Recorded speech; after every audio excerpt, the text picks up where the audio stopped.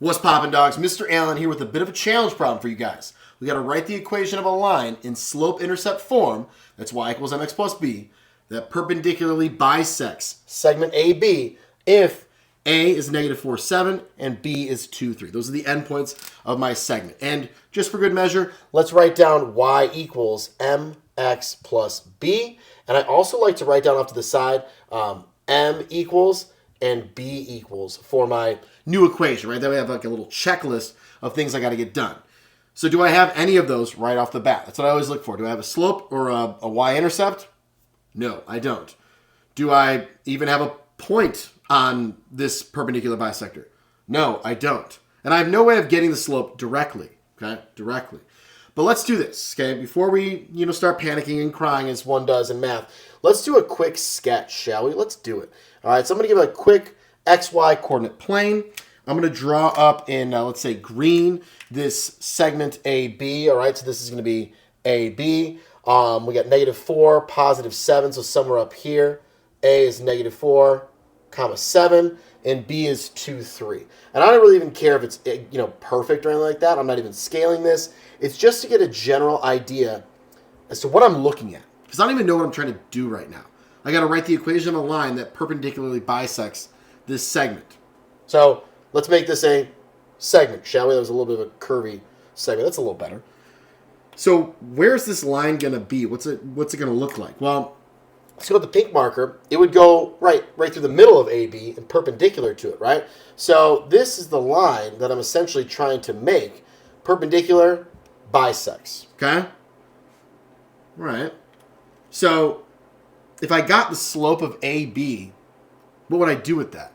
Well, I can get the opposite reciprocal of that slope, flip it, change the sign, and now I have the slope of the pink line. That's good. What about the point? Is there a point that's on that line? Ideally, I'd get the y-intercept somewhere up here in the positive y-axis, but I don't know exactly, but I believe I could get this point right here, my midpoint of segment AB. Ooh. Because if I get a point, I can use that to get the y-intercept, right? I'm not always going to get the y-intercept directly, but if I have that point and the slope, I can use that to get my y-intercept. This is one of the more challenging problems you're going to encounter in writing equations of lines in Algebra 1. So if it seems like a lot, it is, all right? So let's do this. Let's find the midpoint, okay? So midpoint right now, midpoint, that's where I average my x's and I average my y's, right? So x plus x over 2, y plus y over 2. So I will do x and x, so negative 4 plus 2 over 2, and 7 plus 3, my y. 7 plus 3 over 2. It's an ordered pair. It's a point, so it's in the parentheses like that. Okay, so midpoint equals that. I got negative 2 over 2, and then 10 over 2, so we get negative 1, comma, 5. That's lovely. Now, that's not my answer, but it is going to be helpful along the way, so I'll box it so I can find it easily in my work, and my teacher can find it easily in my work. If I make a mistake, partial credit, baby. Partial credit if you can actually follow steps, right? I'm not going to be searching for your work when I'm grading. If it's nice and neat, I'll be like, ooh, they just made a careless mistake. That's all, and it helps you out, all right? So we got our point. Now let's get our slope. So my slope of that green line, we'll do it in green here, is slope. That's when I do my fancy M. That's one of the few times I do cursive, is with the cursive M for slope. It is the change in y over the change in x. So 7 minus 3 over negative 4 minus 2. And you might be like, wait, I thought it was like y2 minus y1 over x2 minus x1. As long as you pull from the same ordered pair in each one, you're good to go. I did 7 over 3, negative 4, 7 minus 3, negative 4 minus 2. I could have started with B, but then I would start with B in the denominator. Either way, it came from A right here, came from B right here. Cool, just be organized, systematic. So this is going to give me 4 over negative 6, which is negative 2/3. Okay. So what's my perpendicular slope? My perpendicular slope, opposite reciprocal, we're going to change the sign and make it positive. So my perpendicular, actually I'm going to write it like this. Perpendicular slope, 3 over 2. Boom. Positive 3, over 2.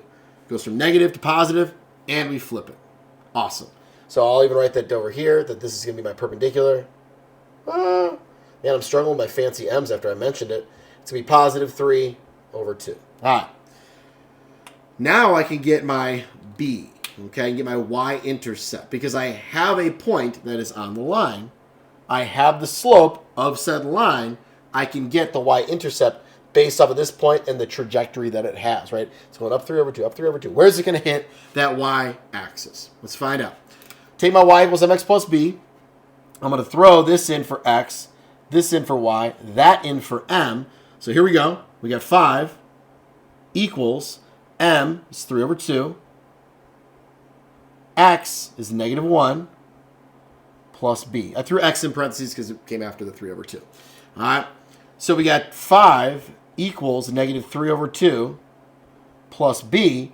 I got to add 3 over 2 to both sides. Oops. So if I'm adding 3 over 2, I'm going to get my b. Well, how do I add with non-like denominators? Anybody remember? Phone a friend? I got you. I can rewrite 5 as 10 over 2 plus 3 over 2. That's going to equal 13 over 2. So there's my b, 13 over 2. And now it is time for the final answer. I'm going to put that in pink since that's the color of this line right here. And I want it to stand out. We got y equals, it's always y equals, and the x stays x, okay? We don't put the numbers in for x and y. They are the variables here. M is my 3 over 2. X stays x. B is 13 over 2. Boom. There is my final answer. Super dang dope. It's awesome. All right, very good, guys. So, again, remember, x and y stay x and y in my equation. I am changing them to numbers here to help me solve for different parts of my y-intercept. But in the final answer, it is a y, it is an x.